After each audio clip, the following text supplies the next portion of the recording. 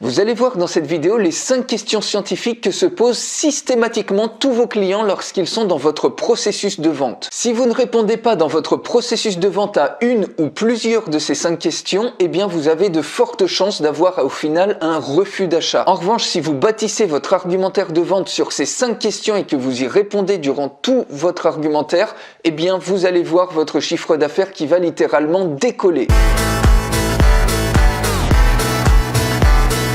Juste avant de voir ces 5 questions, vous pouvez recevoir gratuitement les démonstrations de logiciels marketing inédits en France si vous voulez exploser vos résultats en ligne. Pour les recevoir, il suffit de cliquer sur le lien dans la description de cette vidéo. Il faut savoir qu'en vente, il y a 63% des mauvaises ventes qui sont liées uniquement au comportement du vendeur. C'est absolument gigantesque et notamment à cause de l'attitude du vendeur, à cause de son énergie qui est peut-être basse pendant le processus de vente ou à cause d'un manque de savoir-faire par exemple. Il faut savoir que la plupart des vendeurs ne sont pas alignés sur la façon dont leurs clients prennent des décisions d'achat. Si on prend les études qu'a mené David Oldfield, notamment dans la science de la vente, il a mené plus de 400 recherches scientifiques qui prouvent que les clients se posent des questions et notamment ici, ces 5 questions principales. Et ces 5 questions principales, ce n'est rien d'autre que des étapes mentales que se posent systématiquement tous les clients dans une décision d'achat. La première de ces questions, c'est pourquoi changer? Les gens d'une manière générale agissent toujours de la même manière à moins qu'il y ait une bonne raison de changer et cette raison-là, vous devez la donner dans votre argumentaire de vente. La deuxième question, c'est pourquoi maintenant? En gros, pourquoi changer maintenant? Donc, une fois que votre prospect s'est engagé à changer, la deuxième étape, ça consiste à lui faire comprendre pourquoi le changement doit se produire maintenant. Alors pour ça, vous pouvez créer de l'urgence, par exemple, le prix va augmenter ou par exemple en nombre de places disponibles ou peut-être que le produit ensuite risque d'être enlevé du marché ou alors vous pouvez lui rappeler les problèmes qu'il va continuer à avoir s'il n'a pas ce produit ou ce service en insistant sur la douleur de ne pas acheter. Troisième question que se pose systématiquement n'importe quel prospect dans une décision d'achat, c'est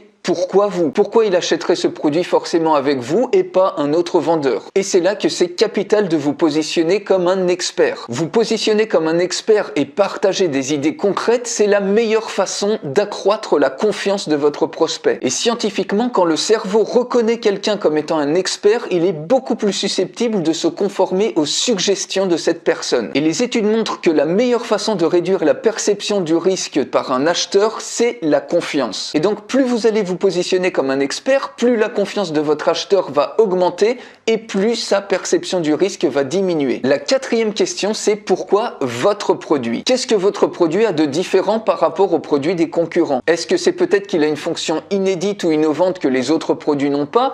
Ou peut-être qu'il est plus performant sur certains points capitaux? Ou c'est peut-être lié au design, à l'ergonomie, etc. Pourquoi votre produit? C'est donc faire ressortir clairement quels sont les avantages à acheter votre produit par rapport à un autre produit concurrent. Et la cinquième question que se pose systématiquement n'importe quel acheteur dans une décision d'achat et que vous devez traiter absolument dans votre argumentaire de vente, c'est pourquoi dépenser de l'argent? Et même si vous répondez bien aux 4 premières questions, vos acheteurs vont toujours se demander pourquoi je devrais dépenser de l'argent pour ce produit ou pour ce service. Alors pour répondre à cette question, vous pouvez jouer ici sur les 2 plus grosses motivations d'achat qu'ont n'importe quel acheteur. La première de ces motivations, c'est le désir du gain, l'appât du gain. Donc vous allez essayer de lui montrer clairement que votre solution peut lui apporter au minimum 5 fois son retour sur investissement, c'est-à-dire le prix qu'il a dépensé pour acheter votre solution. Et pour ça, vous pouvez prendre les différents bénéfices du produit et les convertir en valeur monétaire dans la mesure du possible, en leur montrant soit les gains qu'ils vont effectuer, soit les économies qu'ils vont effectuer